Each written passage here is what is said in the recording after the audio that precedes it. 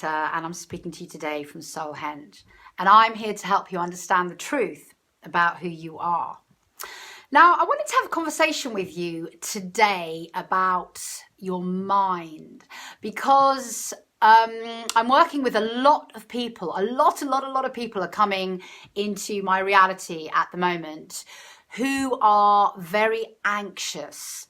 And as I'm working with these people, as I'm talking, it's not people just that I'm working with, it's people that, I'm around.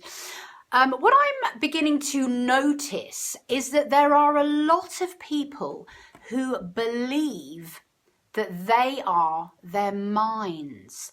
Because what happens with your mind is, as that we have these thoughts which create synaptic connections. So imagine you have a thought, the thought runs from A to B, and it's an electrical impulse, and it creates a little thread, a synaptic connection in your brain. And if you have these thoughts again and again and again, those synaptic connections get stronger and stronger and stronger, and thicker and thicker and thicker, and they become like a cord in your brain. And if you have the same types of thoughts again and again and again, what happens is it creates a personality type. So for example, if you were an anxious person, we're talking about anxiety, and you're worrying about, I don't know, how you're going to get your next penny, how you're going to pay to eat next week, and you're worrying about that again and again and again, what happens is that you take on this sort of personality of someone who's a worrier, and people say things like, oh, that one's a worrier over there, or that person's got a depressive personality, or that person's got a really happy personality.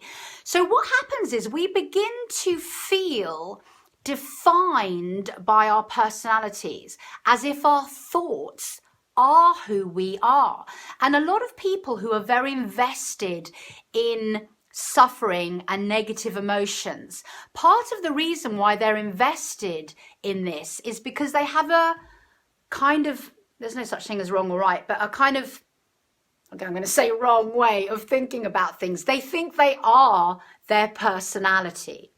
And the actual fact of the matter is that you are not your mind. Your mind is a mechanism which is part of your body, your physical incarnation, that allows you to roam around on this planet day in and day out.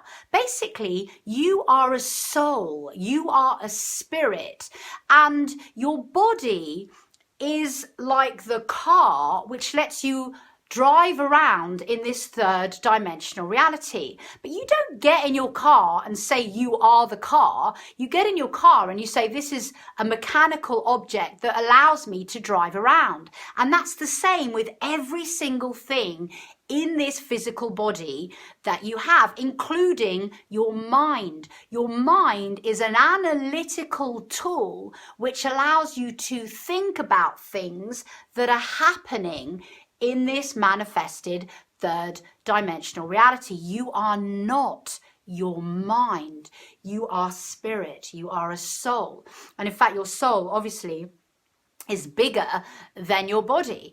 So I think it's really imperative to understand that if you can switch off your thoughts entirely, you come into this conscious awareness of what you actually are. And that's why meditating is so helpful on this journey of self-awakening.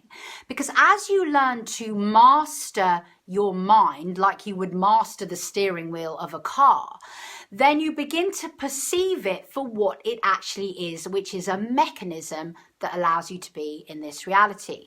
And as you master your mind, you realize that you, this soul, are behind the mind, and it's something that allows you to be here.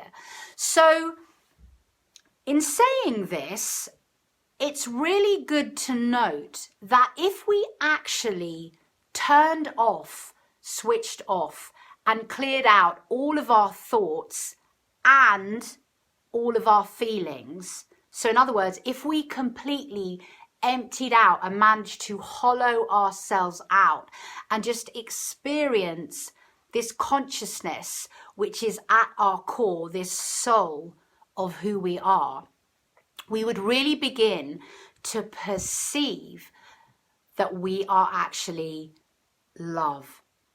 Because I think one of the tasks of being in this dimension, of coming into a dualistic dimension where we have this dark, light, right, wrong, horrible, beautiful, all of the dualistic states of being that we have, is learning that we are actually all of them and none of them. And as we hollow out, as we can let go of every single aspect of ourselves, as we can let go of our personalities, our thoughts, our emotions, our karma, our memories, all of this stuff, as we can hollow out of all of that, what we're going to do and see and feel is ourself as source consciousness. And this is really incredible. This is what we've come here to learn. It's like we're coming here into this dualistic reality to learn that we are all of it and none of it. We're just experiencing it all. But the experience in and of itself is not who we are. We love experiencing it.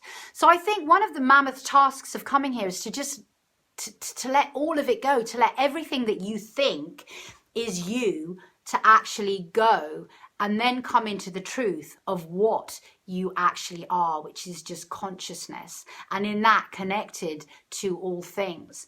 So it's a good thing to know and understand this if you are in a challenging place in your life where you're feeling depression or anxiety or any of those perceived negative emotions. And obviously, even no matter how happy you may be, and I'm a really happy person now, I still get, days or moments or weeks sometimes where I'm flooded with thoughts that aren't serving me. And obviously I'm flooded with thoughts that are serving me as well, because the other thing is that you're not your happy thoughts either.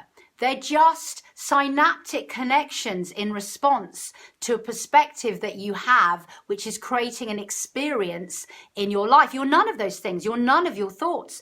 So it's good to do this practice of meditating and hollowing out and just allowing yourself to be who you actually are, which is source consciousness.